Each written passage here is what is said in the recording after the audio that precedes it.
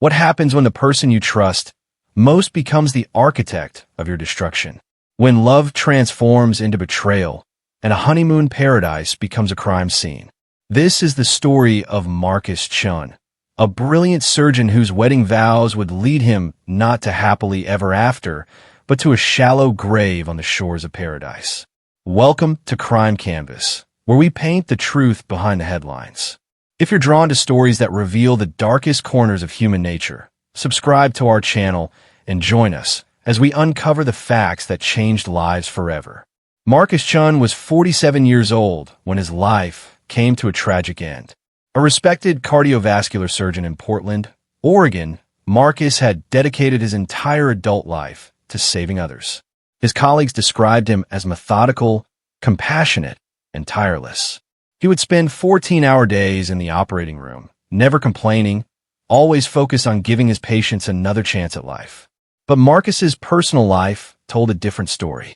Raised by his mother, Dorothy Chun, after his father's death when Marcus was just 12, he had grown up under her watchful eye. Dorothy, a retired school principal, had strong opinions about everything from Marcus's career choices to his social life. She was the kind of mother who showed love through control, and Marcus, devoted and dutiful, rarely questioned her authority. At 47, Marcus had never been married. His friends joked that no woman would ever measure up to Dorothy's standards. But then, something unexpected happened. Sarah Mitchell entered Marcus's life like a summer breeze. She was 34, a yoga and wellness coach from Denver, Colorado, working in an upscale fitness center in Seattle. Marcus met her during a medical conference at a hotel where Sarah was conducting a stress management workshop for healthcare professionals. Sarah's energy was magnetic. She had a way of making everyone around her feel seen and valued. When she smiled, her whole face lit up. Marcus, who had spent decades putting everyone else first, found himself captivated by someone who seemed genuinely interested in his well-being. Their connection grew quickly. Marcus would drive 3 hours to Seattle on his days off just to spend time with Sarah. They would walk through Pike Place Market, share meals at quiet restaurants, and talk for hours about their dreams and fears. Sarah seemed to understand the pressure Marcus faced, the weight of holding lives in his hands every single day. What made their relationship even more remarkable was Dorothy's approval. For the first time in Marcus's life, his mother embraced his choice. Dorothy and Sarah became close, spending afternoons together while Marcus worked. They would go shopping, attend theater performances, and even take weekend trips together. Marcus felt relieved. Finally, the two most important women in his life were getting along. But beneath the surface, something felt off to those who knew Marcus well. His best friend, Dr. Raymond Torres, noticed how Sarah seemed to gravitate toward Dorothy more than Marcus himself. During dinner parties, Sarah would sit next to Dorothy, sharing private jokes and whispered conversations that left Marcus looking confused and slightly hurt. Still, Marcus chose to focus on the positive. After 6 months of dating, he proposed to Sarah at the Portland Japanese Garden during cherry blossom season. She said yes, and they planned a small wedding for the following spring. On June 7, 2019, Marcus and Sarah exchanged vows in a simple ceremony attended by close friends and family. What raised eyebrows among the guests was Dorothy's prominent role in the celebration. She sat in the front row, wore a dress that rivaled the bride's in elegance, and insisted on giving a lengthy toast that focused more on her relationship with Sarah than on the couple's future together. For their honeymoon, Marcus and Sarah chose a boutique resort in the San Juan Islands, Washington. The remote location promised peace, natural beauty, and the perfect setting to begin their married life. What Marcus didn't expect was that Dorothy would join them. Sarah had insisted, explaining that Dorothy was getting older and might not have many more chances to travel. Marcus, ever the dutiful son, agreed despite his reservations. The first few days passed quietly. The three of them explored the island, took boat tours, and dined at the resort's restaurant overlooking the water. But resort staff later recalled noticing the unusual dynamic. Marcus often seemed like the third wheel in his own honeymoon. Sarah and Dorothy would walk arm in arm along the beach, while Marcus trailed behind, or they would disappear together for spa treatments, leaving Marcus alone to read in the hotel lobby. On the evening of June 11th, 2019, everything changed. The morning of June 12th began like any other. The sun rose over the calm waters of the San Juan Islands, casting golden light across the resort.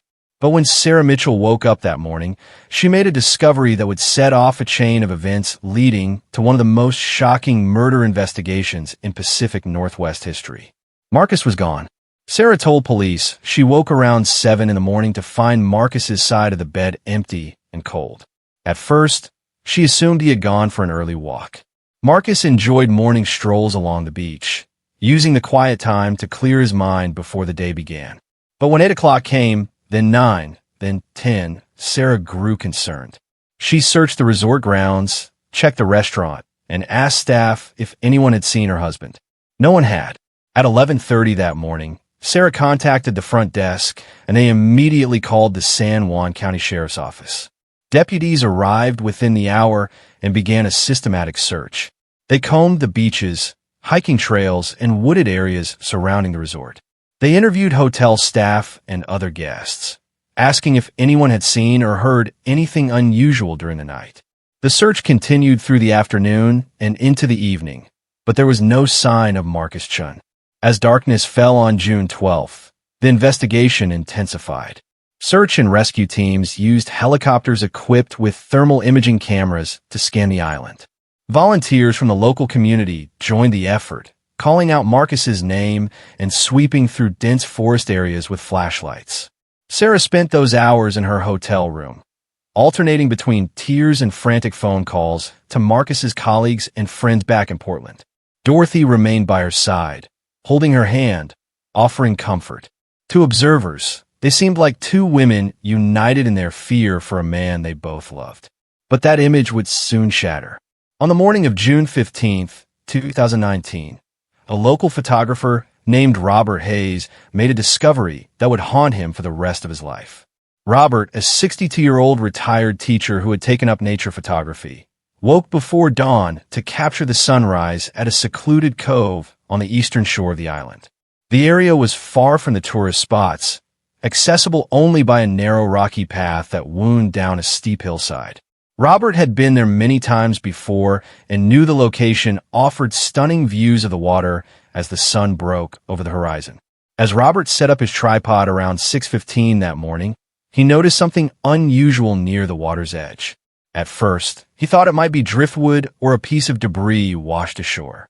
But as the light improved and he moved closer, the terrible truth became clear. It was a body.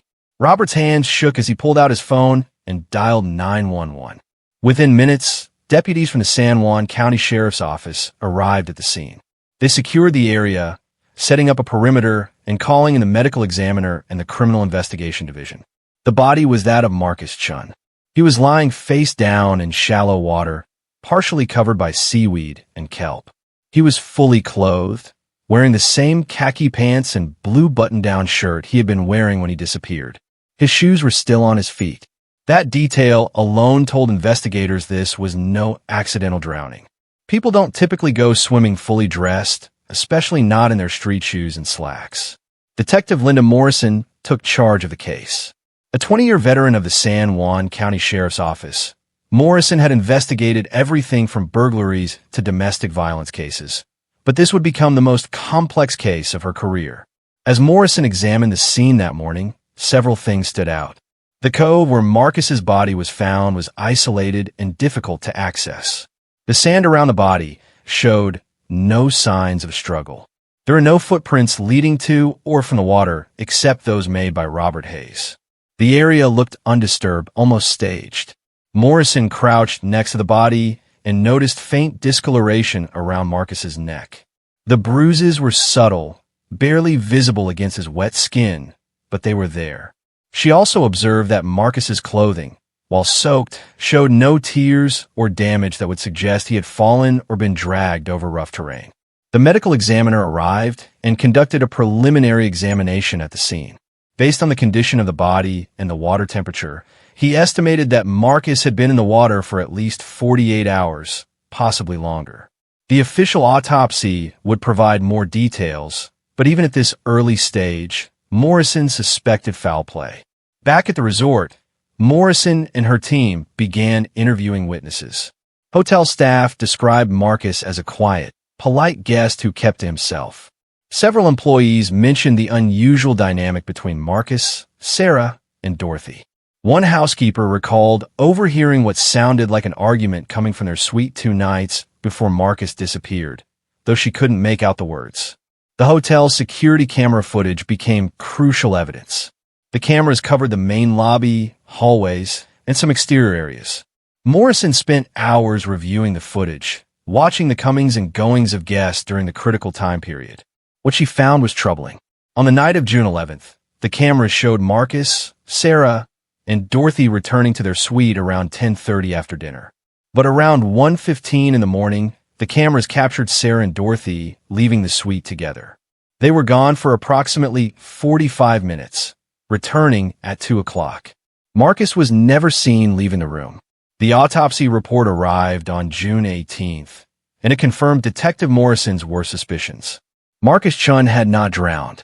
The cause of death was asphyxiation, consistent with strangulation. The bruises on his neck matched the pattern of manual strangulation, meaning someone had used their hands to choke the life out of him. But there was more. The toxicology report revealed high levels of zolpidem, a powerful sedative commonly known by the brand name Ambien, in Marcus's system. The concentration was far beyond what would be prescribed for sleep.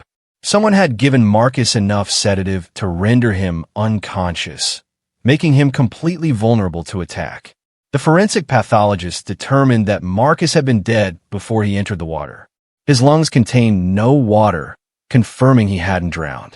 Someone had strangled him, then transported his body to the secluded cove to make it look like an accidental drowning. Armed with this information, Morrison knew she was dealing with a premeditated murder. But who would want Marcus Chun dead? He had no known enemies. His colleagues respected him. His patients loved him. He lived a quiet life dedicated to his work and his family. The answer came from an unexpected source. On June 19th, a resort employee named Jennifer Park came forward with information she had been reluctant to share. Jennifer, a 23-year-old working at the front desk to pay for her college education, told Detective Morrison about something she had witnessed on the night of June 10th. Jennifer had been working the overnight shift when she heard strange sounds coming from the Chun family suite. The resort prided itself on thick walls and privacy, but Jennifer's desk was located directly below their room. Around midnight, she heard what she described as unmistakable sounds of intimacy. At first, Jennifer assumed it was Marcus and Sarah, but then she heard voices. 2 women's voices, and they were coming from the same room where Marcus was supposedly sleeping. Jennifer's revelation changed everything. Morrison immediately sought a warrant to obtain DNA evidence and conducted more in-depth interviews with both Sarah and Dorothy. The interrogation of Sarah Mitchell took place on June 21st, 2019. Detective Morrison brought Sarah into the interview room at the San Juan County Sheriff's Office, a small windowless space with gray walls and a metal table bolted to the floor. Sarah arrived wearing sunglasses and a wide-brimmed hat, which she refused to remove initially. Morrison noticed that Sarah's hands were steady, her voice calm. She didn't present as someone who had just lost her husband of barely 2 weeks.